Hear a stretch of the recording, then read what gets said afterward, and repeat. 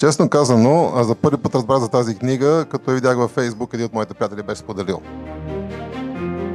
Първото ми впечатление въобще не беше някакво страхотно. Тя се оказа голяма изненада за мен. Ние си знаем, че си живеем в филми, но като прочетох тази книга разбрах всъщност в колко дълбоки филми живеем всички, колко различни филми живеем всички по едно и също време. Оказва, че нашия мозък генерира такива представи, които той си ги е формирал на база на информацията, която разполага, за всяко нещо, което ние считаме за наш свят.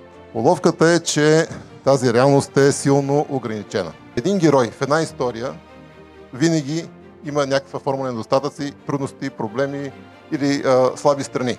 Всеки от нас има своя история и ние сме главни герои в тази история. Трансформацията на героя е свързана с промяна на неговия статус.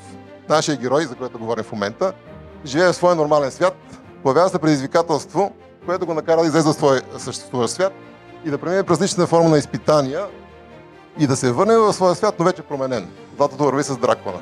Ако искаме да вземем злато, трябва първо да убием дракона, няма как да си го вземем просто това злато. За някакъв момент от време, когато сме фокусирани, нашия свят съвпада с този, който автора създава в своето произведение.